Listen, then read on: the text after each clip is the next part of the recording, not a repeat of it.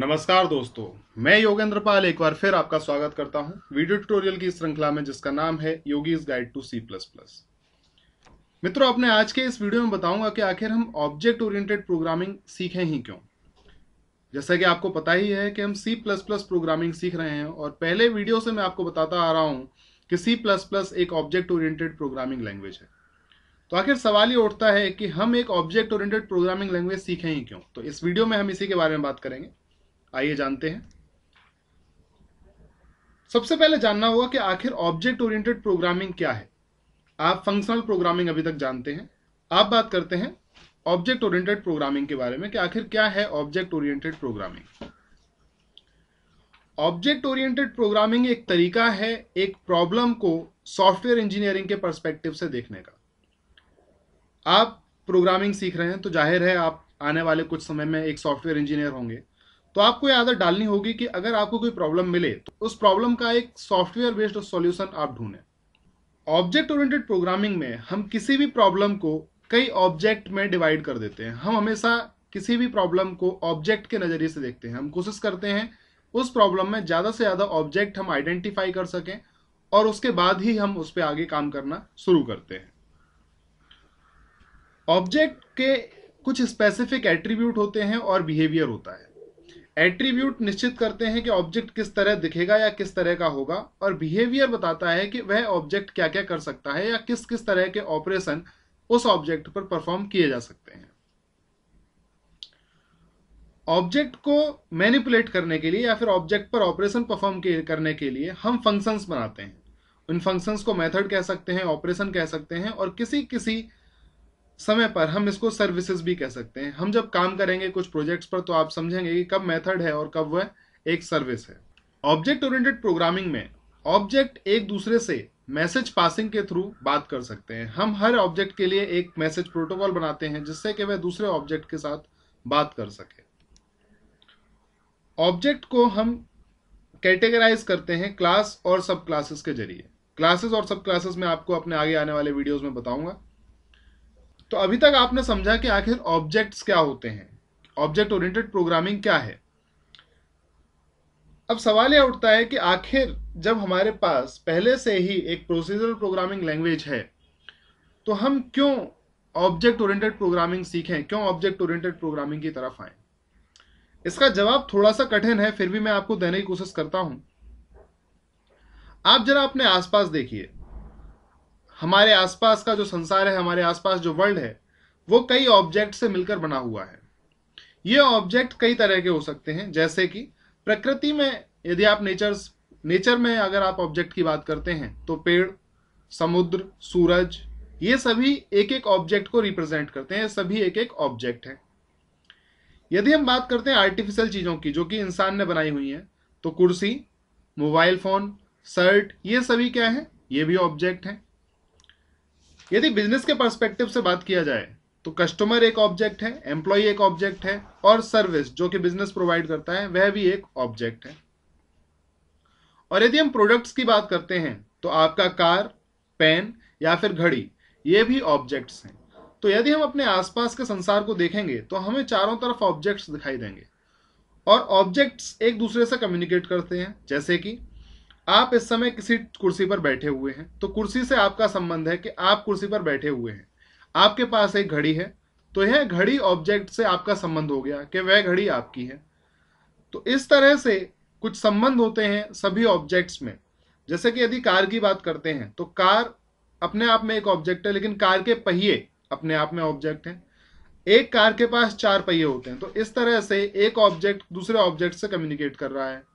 तो हम real world में कई ऑब्जेक्ट्स देखते हैं और सभी ऑब्जेक्ट एक दूसरे से किसी ना किसी तरह से जुड़े हुए होते हैं।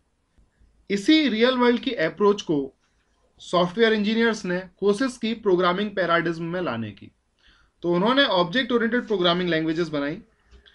ऑब्जेक्ट ओरिएंटेड प्रोग्रामिंग हमें एक पावर देती है जिससे कि हम रियल वर्ल्ड को मॉडल कर पाए सॉफ्टवेयर में, जिससे कि हम उसे समझ भी पाए आसानी से और बेहतर तरीके से सॉफ्टवेयर्स भी बना पाए।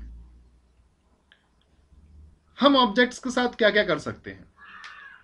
हम ऑब्जेक्ट्स को कैटेगराइज कर सकते हैं। किस तरह से ऑब्जेक्ट कैटेगराइज किए जा सकते हैं, उनके टाइप से। जैसे कि यदि हम डॉग्स की बात करें तो डॉग के कई टाइप होते हैं, पोमेलियन होता है, लैब्राडोर होता है। कैटेगराइज किए जा सकते हैं बिहेवियर के हिसाब से, जैसे कि गुस्सैल आदमी या हंसमुख आदमी, उनके साइज से किया जा सकता है, जैसे कि ऊंची बिल्डिंग, छोटी बिल्डिंग। तो इस तरह से कई तरीके हैं जिस तरह से हम ऑब्जेक्ट्स को कैटेगराइज कर सकते हैं। ऑब्जेक्ट्स को डिस्क्राइब किया जा सकता है उनके एट्रीब्यूट से, जैसे कि चाइनीज की आंखें छोटी होती हैं, तो ये एट्रीब्यूट हुआ कि आंखें तो सभी के पास हैं लेकिन आंखें किसी की छोटी हैं और किसी की बड़ी हैं, ये एट्रीब्यूट हुआ। बिहेवियर, बिहेवियर के बारे में मैं पहले भी बता चुका हूं, जैसे कि गुस्सैल है कोई या फिर कोई हंसमुख है, तो इस तरह से हम ऑब्जेक्ट्स को डिस्क्राइब कर सकते हैं। उनको ऑर्गेनाइज किया जा सकता है, कंबाइन कर सकते हैं, जैसे कि उदाहरण हम पहले भी ले चुके हैं, एक कार में 4 पहिए होते हैं, तो 4 पहिए अलग अलग ऑब्जेक्ट है और कार अपने आप में एक ऑब्जेक्ट है। मैनिपुलेट किए जा सकते हैं, जैसे कि यदि आर्टिफिशियल ऑब्जेक्ट की बात करें, जैसे कि आप समय देखते हैं, तो समय एक आर्टिफिशियल ऑब्जेक्ट है, तो समय को समय से जोड़ा जाता है, तो कुछ जो रिजल्ट आता है वो भी एक समय होता है। तो जब हम मैनिपुलेट करते हैं उनको, मैनिपुलेट करने का मतलब होता है किसी ऑब्जेक्ट में बदलाव करना। तो जब हम किसी ऑब्जेक्ट पर कोई ऑपरेशन परफॉर्म करते हैं तो उसमें बदलाव होते हैं। तो ये कुछ ऑपरेशन है जो हम ऑब्जेक्ट्स पर परफॉर्म कर सकते हैं। ऑब्जेक्ट ओरिएंटेड प्रोग्रामिंग आप क्यों सीखें, उसका सीधा सीधा उत्तर मैं आपको देता हूं। इसके 2 एडवांटेज हैं। पहला एडवांटेज है मैनेजमेंट लेवल पर। क्या क्या एडवांटेज है मैनेजमेंट लेवल पर? ऑब्जेक्ट ओरिएंटेड सॉफ्टवेयर्स मेंटेन करने में बहुत आसान होते हैं। क्यों? क्योंकि ये डीकपल्ड होते हैं। डीकपल्ड का मतलब होता है कि इसे आप टुकड़ों में बांट सकते हैं। हम किसी प्रॉब्लम को लेते हैं, उसे ऑब्जेक्ट्स में तोड़ देते हैं, ऑब्जेक्ट अपने आप में कंप्लीट होता है और वो ऑब्जेक्ट दूसरे ऑब्जेक्ट से बात कर सकता है। जैसे कि यदि आप एक गेम बना रहे हैं, उस गेम में आपको एक कार बनानी है, तो क्या करेंगे? कार के कुछ ऑब्जेक्ट होते हैं, जैसे कार में 4 पहिए हैं, तो हमने क्या किया, एक पहिया बना लिया। उस पहिए का जो कोड हमने लिखा है उसको प्रॉपरली टेस्ट कर दिया, तो अब एक ऑब्जेक्ट हमारे पास तैयार है, पहिया।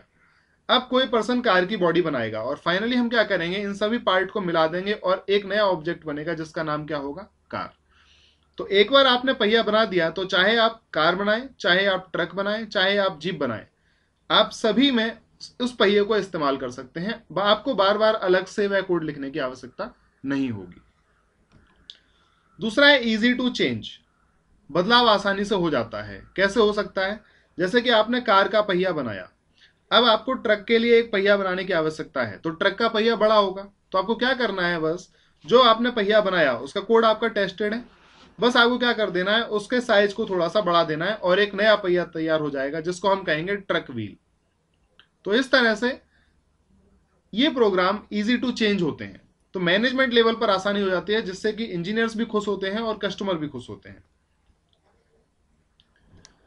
अब बात करते हैं टेक्निकल लेवल पर एडवांटेजेस की। टेक्निकल लेवल पर भी कई एडवांटेज हैं, जैसे कि ऑब्जेक्ट्स होते हैं रीयूजेबल, जैसे कि अभी मैंने आपको व्हील का और कार का एग्जांपल बताया। तो जब ऑब्जेक्ट रीयूजेबल होंगे तो सॉफ्टवेयर डेवलपमेंट बहुत फास्ट होगा और हाई क्वालिटी प्रोग्राम्स आएंगे, क्योंकि आपने एक बार जो ऑब्जेक्ट प्रॉपर टेस्ट करके बना दिया वो एकदम सही है, उसको आप दूसरे प्रोग्राम में इस्तेमाल कर सकते हैं। तो दूसरे प्रोग्राम करते समय कम मेहनत करनी पड़ेगी, जो फास्टर सॉफ्टवेयर डेवलपमेंट की तरफ आपको ले जाएगा। और क्योंकि हमारे ऑब्जेक्ट टेस्टेड हैं तो हाई क्वालिटी प्रोग्राम्स आप बना सकते हैं। और ये इजियर टू अडेप्ट, ये अडेप्ट करने में आसान होते हैं और स्केल करने में भी। अडेप्ट करने में आसान इसलिए होते हैं क्योंकि हमारे आसपास का जो संसार है वो ऑब्जेक्ट से मिलकर बना है। तो जब हम किसी प्रॉब्लम को देखते हैं तो हमें ऑब्जेक्ट आइडेंटिफाई करने में ज्यादा मेहनत नहीं करनी पड़ती, तो इसलिए इजी है अडेप्ट करने में और स्केल करने में भी। तो मुझे उम्मीद है कि आपको समझ में आया होगा कि आखिर हम ऑब्जेक्ट ओरिएंटेड प्रोग्रामिंग क्यों सीखें और ऑब्जेक्ट ओरिएंटेड प्रोग्रामिंग के एडवांटेजेस क्या हैं। यदि आपको अभी समझ नहीं आया है तो भी कोई बात नहीं, क्योंकि थोड़ा सा ये कंसेप्ट कठिन है। मेरा मानना यह है कि जब आप कंप्लीट C++ प्रोग्रामिंग सीख जाएंगे तो आप अपने आप ही ऑब्जेक्ट्स के टर्म में सोचने लगेंगे और तब आपको समझ में आएगा कि आखिर इसका फायदा क्या है, एग्जैक्ट फायदा क्या है। तो मिलता हूं आपसे अपने अगले वीडियो में, तब तक के लिए इजाजत दीजिए, नमस्कार।